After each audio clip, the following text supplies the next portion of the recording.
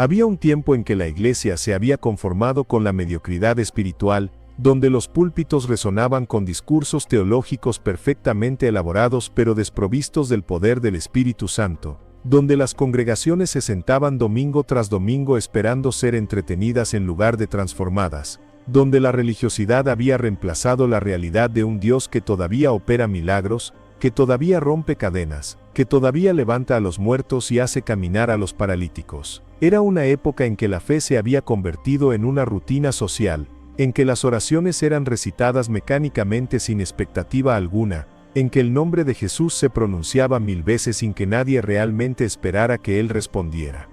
Pero en medio de esa frialdad religiosa, en medio de ese desierto espiritual donde la forma había matado la esencia y la tradición había sepultado el fuego, Dios estaba preparando a un hombre común, un fontanero de Yorkshire, Inglaterra, un hombre sin educación teológica formal, sin credenciales eclesiásticas impresionantes, sin el respaldo de ninguna institución religiosa poderosa. Su nombre era Smith Wigglesworth, y Dios estaba a punto de usarlo para sacudir naciones enteras, para demostrar que el Evangelio no es simplemente un mensaje hermoso para ser admirado desde la distancia, sino un poder explosivo que transforma realidades, que desafía las leyes naturales, que hace retroceder las tinieblas, y establece el reino de Dios con señales innegables. Smith Wigglesworth no nació en una cuna de oro espiritual. De niño, trabajaba en los campos desde los 6 años de edad, ayudando a su familia a sobrevivir en la pobreza. No sabía leer ni escribir hasta que su esposa Polly le enseñó años después de casarse.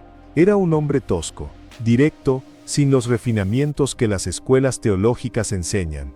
Pero lo que le faltaba en educación formal, lo compensaba con una fe brutal, con una hambre insaciable por Dios, con una determinación inquebrantable de ver el cielo abrirse sobre la tierra. Durante años, Smith vivió una vida cristiana ordinaria, predicaba en las calles, servía en la iglesia, pero algo dentro de él clamaba por más. Veía en las Escrituras un poder que no veía en su propia vida, leía sobre apóstoles que sacudían ciudades enteras, que vaciaban hospitales, que hacían temblar imperios, y se preguntaba dónde estaba ese mismo poder en la iglesia de su generación. Su esposa Polly había sido bautizada en el Espíritu Santo en una reunión pentecostal, y desde entonces, había un fuego en ella que Smith no podía ignorar. Él la observaba orar con una autoridad que él no poseía. La veía ministrar con una unción que él anhelaba desesperadamente. Y entonces comenzó a buscar, no con tibieza, no con curiosidad casual, sino con todo su ser.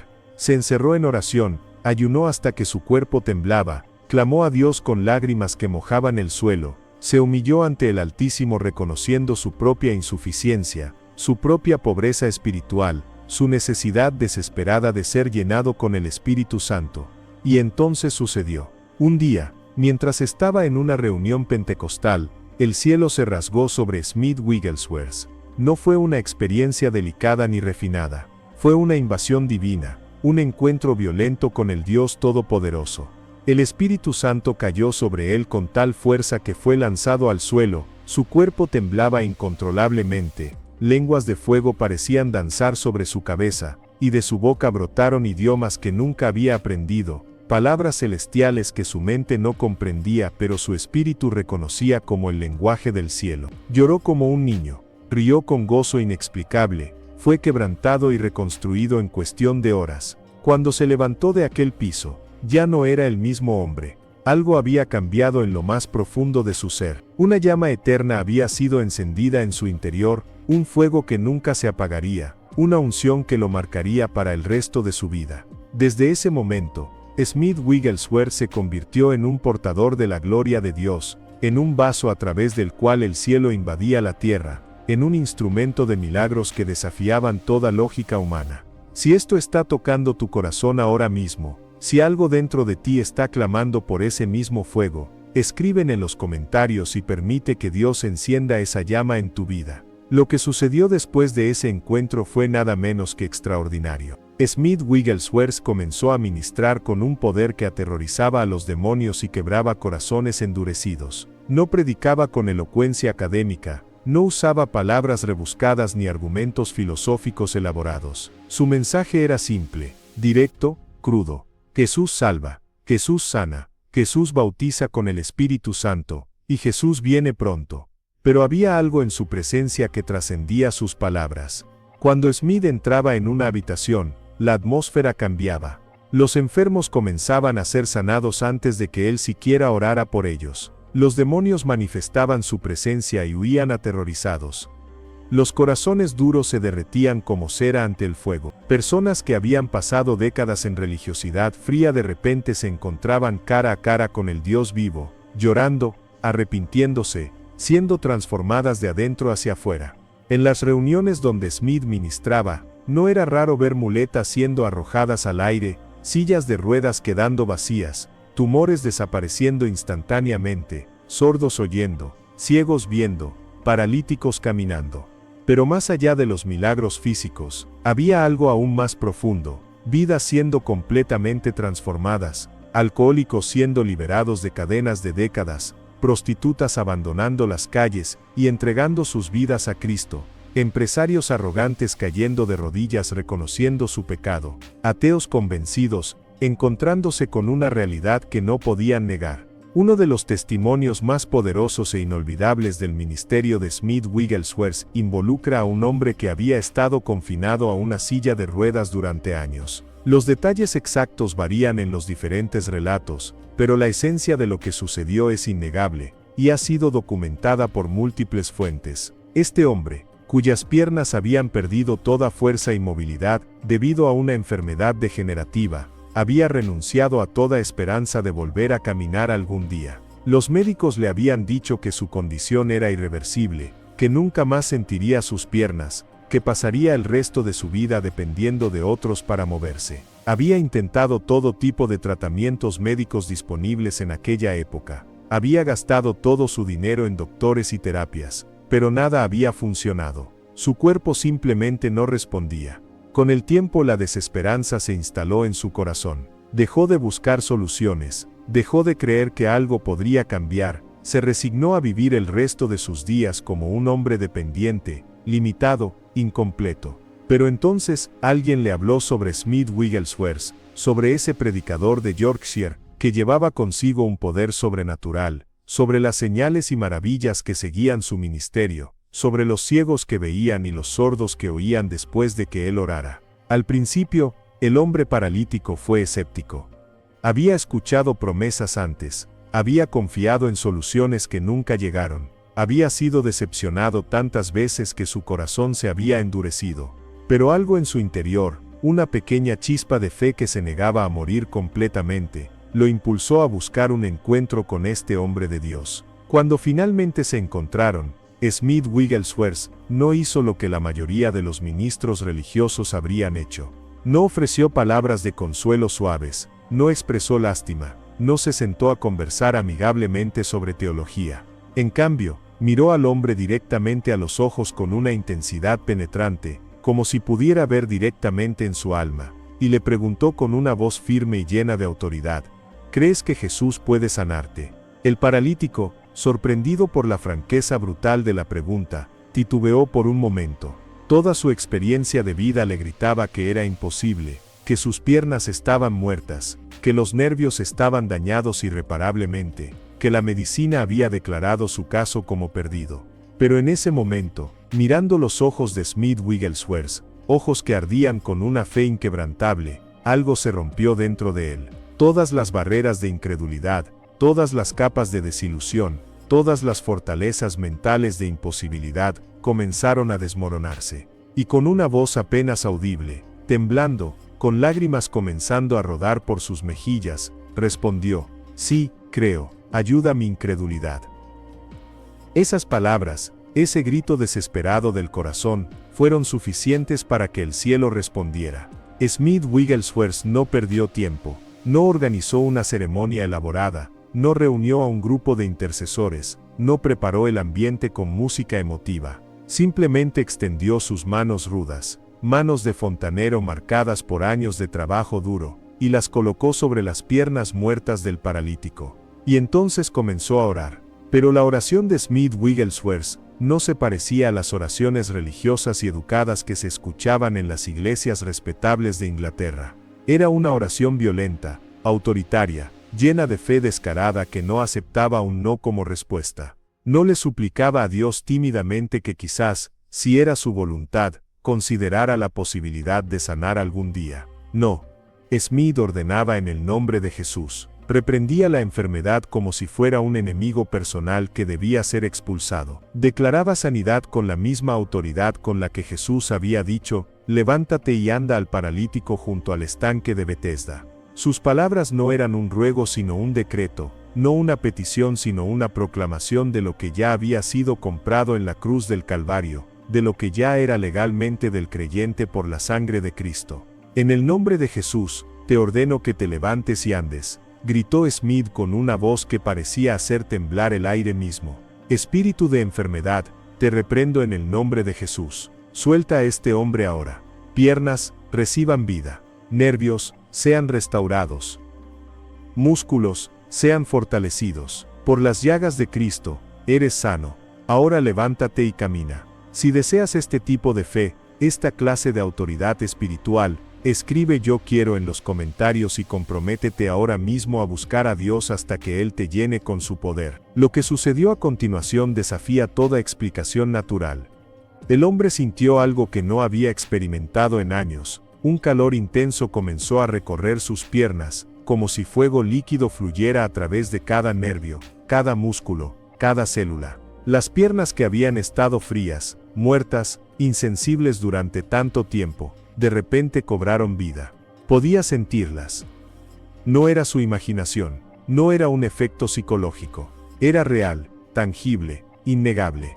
La vida estaba regresando a extremidades que los doctores habían declarado muertas. Sus músculos, que se habían atrofiado por la falta de uso, comenzaron a fortalecerse instantáneamente. Los nervios que habían sido dañados irreparablemente fueron reparados por el poder creativo de Dios. Su columna vertebral, que había perdido la capacidad de transmitir señales a sus piernas, fue restaurada sobrenaturalmente. En cuestión de segundos, lo que la medicina moderna no había podido lograr en años, el poder de Dios lo hizo en un instante. Y entonces, con lágrimas corriendo por su rostro, con su cuerpo temblando, no por parálisis sino por el poder de Dios que lo recorría como electricidad celestial, el hombre hizo algo que pensó que nunca volvería a hacer: se levantó. No fue un proceso gradual, no necesitó fisioterapia, no tuvo que reaprender a caminar lentamente, simplemente se puso de pie, firme, sólido, como si nunca hubiera estado paralítico. Y entonces dio un paso, y luego otro, y otro más, y de repente estaba caminando, no cojeando, no tambaleándose, sino caminando con fuerza, con confianza, con sus piernas completamente restauradas. La habitación donde esto ocurrió estalló en alabanzas. Quienes presenciaron este milagro no pudieron contener su asombro. Algunos gritaban de gozo, otros lloraban incontrolablemente. Muchos cayeron de rodillas adorando al Dios que todavía hace milagros, que todavía responde oraciones, que todavía demuestra su poder a aquellos que se atreven a creer. Pero Smith Wigglesworth, característicamente, no se sorprendió en absoluto. Para él, esto era simplemente lo normal del cristianismo bíblico.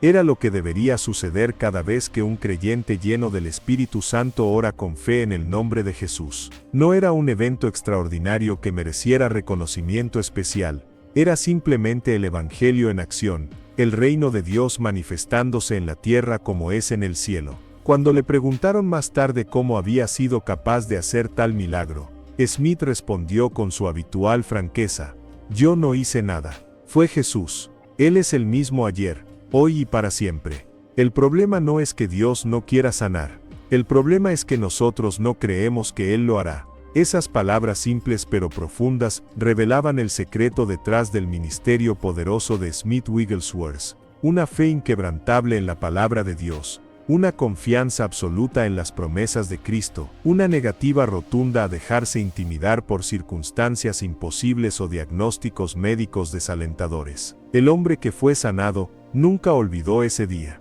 Su vida fue transformada no solo físicamente sino espiritualmente. Se convirtió en un testigo viviente del poder de Dios, compartiendo su historia con todos los que quisieran escuchar, inspirando fe en corazones que habían perdido toda esperanza, demostrando que el Dios de la Biblia no está limitado por las leyes naturales ni por las opiniones de los expertos médicos. Pero su historia no es única. El ministerio de Smith Wigglesworth está lleno de testimonios igualmente asombrosos. Hay relatos documentados de personas que fueron levantadas de los muertos después de que Smith orara sobre sus cuerpos. En una ocasión, una mujer que había muerto durante un parto fue resucitada cuando Smith, en su fe brutal y directa, literalmente sacó su cuerpo de la cama, lo puso de pie contra la pared, y ordenó en el nombre de Jesús que la vida regresara a ella. Y regresó. La mujer comenzó a respirar nuevamente, abrió sus ojos, y vivió muchos años más.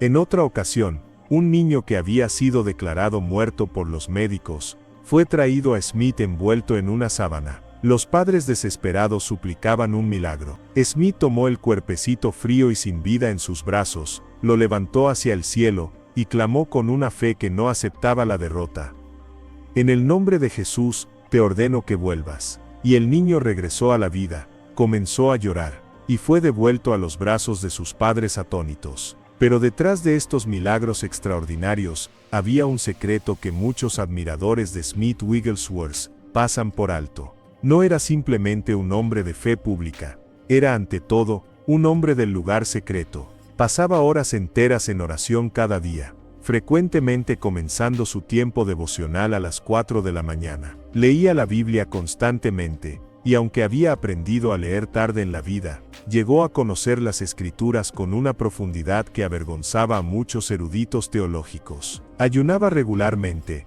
a veces durante días enteros, buscando mantener su carne bajo sujeción y su espíritu sensible a la voz de Dios. Lloraba en la presencia de Dios, quebrándose constantemente ante su santidad, reconociendo su propia indignidad y su dependencia total del Espíritu Santo. Decía frecuentemente: «Soy un hombre común, pero sirvo a un Dios extraordinario». Su vida privada de intimidad con Dios era mucho más intensa que su ministerio público. Y era precisamente esa vida oculta con Dios la que alimentaba el poder que fluía a través de él en público. Smith entendía un principio fundamental que muchos ministros modernos han olvidado: el poder en el púlpito es proporcional al tiempo en el altar privado. No puedes dar en público lo que no has recibido en secreto. No puedes ministrar vida si tu propia alma está seca. No puedes impartir fuego si tu propio corazón está frío. Antes de continuar, quiero que entiendas algo crucial.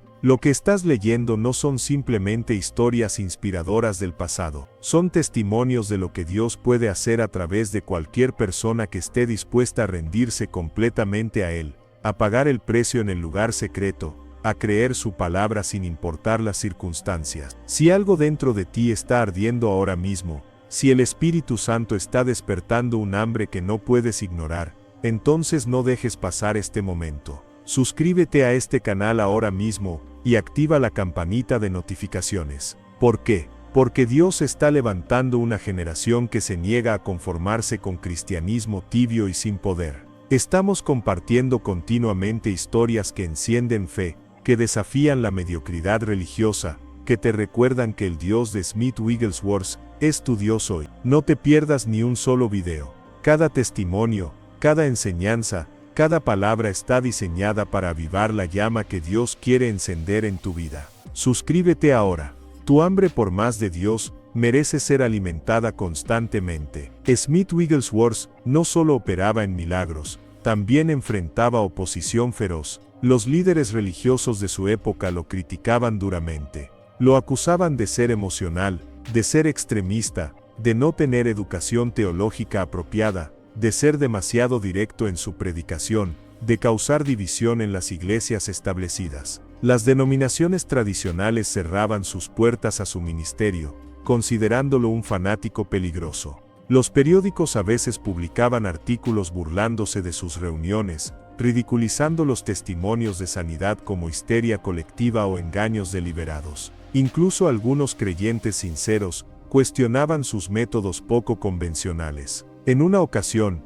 Smith oró por un hombre y luego, siguiendo lo que sintió que el Espíritu Santo le indicaba, lo golpeó fuertemente en el estómago. El hombre cayó al suelo, y un gran tumor canceroso fue expulsado de su cuerpo instantáneamente. Fue sanado completamente. Pero los críticos usaron este incidente para acusar a Smith de ser violento y poco espiritual, sin entender que él simplemente obedecía a la dirección del Espíritu Santo sin importar cuán extraño pudiera parecer a la mente natural. Smith respondía a sus críticos no con argumentos elaborados, sino con resultados innegables. Prefiero creer a Dios y ver milagros que dudar y no ver nada, decía. Los críticos hablan, pero los paralíticos caminan. Había ocasiones en que Smith entraba en iglesias frías y muertas espiritualmente, y su sola presencia causaba tal convicción de pecado que las personas comenzaban a llorar y arrepentirse antes de que él siquiera abriera su boca para predicar. Contaba de reuniones donde mientras predicaba, podía ver ángeles en la plataforma, y la gloria de Dios se manifestaba tan poderosamente que personas caían al suelo bajo el peso de la presencia divina, sin que nadie los tocara. En una ocasión, estaba ministrando en una fábrica durante el descanso del almuerzo. Los obreros se reunieron alrededor de él, escépticos y curiosos. Smith comenzó a predicar sobre el poder de Dios para salvar y sanar. Un hombre en la multitud se burló abiertamente. En ese momento, Smith sintió la dirección del Espíritu Santo y señaló directamente al burlador, declarando: Dios te va a tocar ahora mismo. Inmediatamente, el hombre cayó al suelo bajo el poder de Dios, temblando y llorando, y minutos después se levantó convertido, transformado, con su vida completamente cambiada. Testimonios como estos no eran excepciones en el ministerio de Smith Wigglesworth, eran la norma. Viajó por todo el mundo: Australia, Nueva Zelanda, Sudáfrica, India, América del Norte, Europa, y donde quiera que iba el cielo lo seguía. Miles fueron salvos, innumerables fueron sanados, iglesias enteras fueron avivadas, naciones fueron tocadas por el poder de Dios a través de este hombre sencillo que se negaba a limitar a Dios. Una de las frases más famosas de Smith Wigglesworth era: solo creo en lo que dice la Biblia, y creo en todo lo que dice la Biblia. Esta declaración simple resume toda su teología. No estaba interesado en debates teológicos complejos o en especulaciones filosóficas. Tomaba la palabra de Dios literalmente. Si la Biblia decía que los creyentes impondrían manos sobre los enfermos y estos sanarían, entonces eso es exactamente lo que él esperaba que sucediera cada vez que orara. Si la Biblia decía que todas las cosas son posibles para el que cree, entonces él se negaba a aceptar cualquier situación como imposible. Si la Biblia decía que el Espíritu Santo daría poder para ser testigos, entonces él no se conformaba con un cristianismo débil y sin poder. Su fe no estaba basada en experiencias, aunque tuvo muchas experiencias poderosas. Estaba basada inquebrantablemente en la palabra inmutable de Dios. Y esa fe produjo fruto eterno. Otra frase poderosa que Smith frecuentemente declaraba era: tengo un Dios que es el Dios de lo imposible. No servía a un Dios limitado por circunstancias naturales. No creía en un Dios que había hecho milagros en el pasado pero que ya no los hacía en el presente. Su Dios era el mismo ayer, hoy y para siempre, todopoderoso, soberano, amoroso y absolutamente capaz de hacer infinitamente más de todo lo que podemos pedir o imaginar. Smith también decía: no necesito la fe del hombre, tengo la fe de Dios. Entendía que la fe verdadera no es algo que nosotros producimos con nuestro esfuerzo mental, es un don de Dios. Es la fe de Cristo obrando en nosotros y a través de nosotros. Su confianza no estaba en su propia capacidad para creer fuertemente, estaba en la fidelidad de Dios para cumplir su palabra. Por eso podía enfrentar situaciones imposibles sin titubear. No dependía de sus propios sentimientos variables ni de su fuerza fluctuante. Dependía del carácter inquebrantable de Dios y de las promesas eternas de su palabra. Frecuentemente enseñaba: la gran cosa es ser lleno del Espíritu Santo. Nada es imposible para aquel que cree. Y él vivía esta verdad diariamente. No enseñaba teorías abstractas, compartía realidades que había experimentado personalmente una y otra vez. Su ministerio era la prueba viviente de que el bautismo en el Espíritu Santo no es simplemente una experiencia emocional sin propósito práctico, sino que es el empoderamiento divino para vivir una vida sobrenatural, para hacer las obras de Jesús, para demostrar el reino de Dios con señales y maravillas. Pero quizás una de sus declaraciones más desafiantes era: siempre estoy insatisfecho con mi progreso espiritual. A pesar de todos los milagros que había visto, de todas las vidas que habían sido transformadas a través de su ministerio, de todas las manifestaciones gloriosas del poder de Dios, Smith nunca se conformó. Siempre quería más de Dios. Siempre buscaba una mayor intimidad, una mayor unción, una mayor semejanza a Cristo. Nunca llegó al punto de sentirse espiritualmente satisfecho o completo. Esta hambre insaciable por más de Dios es lo que lo mantuvo humilde a pesar de ser usado poderosamente, lo que lo mantuvo buscando en oración a pesar de operar en milagros extraordinarios, lo que lo mantuvo creciendo espiritualmente hasta el último día de su vida. Y esta hambre perpetua por más de Dios es precisamente lo que falta en la iglesia moderna. Nos hemos conformado con migajas, cuando Dios ha preparado un banquete. Nos hemos conformado con conocer acerca de Dios, en lugar de conocer a Dios íntimamente. Nos hemos conformado con leer sobre los milagros que otros experimentan en lugar de ver esos milagros en nuestras propias vidas. Si el Espíritu Santo está despertando esta hambre en ti ahora mismo, no la ignores. Escribe amén en los comentarios si crees que este mismo poder, esta misma unción, este mismo fuego está disponible para